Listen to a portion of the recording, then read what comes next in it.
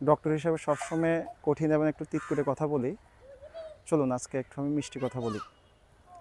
আজকে কথা বলবো মিষ্টি নিয়ে, তবে মিষ্টির বিপক্ষে না, মিষ্টির পক্ষে। মিষ্টি অথবা চিনি কতটুকু ক্ষতিকর সেটা তো আমরা সবাই জানি।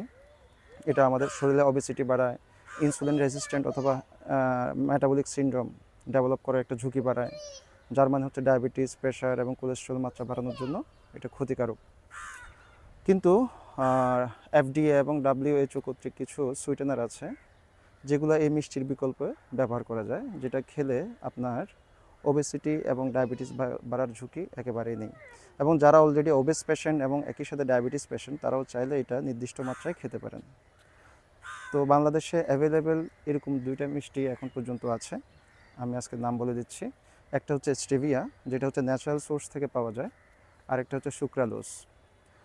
তো এই দুইটার ভিতরে আপনারা যে কোনো একটাই খেতে পারেন এবং নির্দিষ্ট মাত্রায় প্রতিদিন 3 থেকে 4 বার আপনারা নিতে পারেন চায়ের সাথে, অথবা যে কোনো মিষ্টি জাতীয় জুস, অথবা যে কোনো মিষ্টি জাতীয়, যেমন যদি সুজি অথবা বাসায় কোনো মিষ্টি জাতীয় পিঠাও বানান, এই মিষ্টান্নটাতে যদি আপনারা নির্দিষ্ট মাত্রায় ব্যবহার করতে পারেন, তাহলে সেটা আপনাদের জন্য ক্ষতিকার হবে না। আপনাদের মিষ্টটাও বজায় থাকবে এবং একই সাথে আপনাদের জিরো ক্যালোরি হওয়ার কারণে আপনাদের শরীরের ওজনটাও বাড়বে না।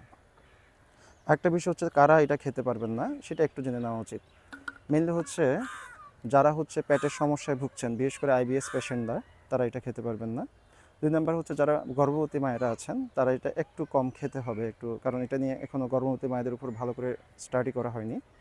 3 নাম্বার হচ্ছে শিশুরা, শিশুকাল থেকে এই মানে আর্টিফিশিয়াল সুইটেনারটা একটু কম খাওয়াবেন, কারণ হচ্ছে এটা খাওয়ানোর পরে বাচ্চাদের একটা মিষ্টি খাবার প্রতি ঝোঁক বাড়ে বড় হলে, যার কারণে ওবেসিটি এবং মেটাবলিক সিনড্রোম এগুলো বেড়ে যাওয়ার একটা ঝুঁকি থাকে।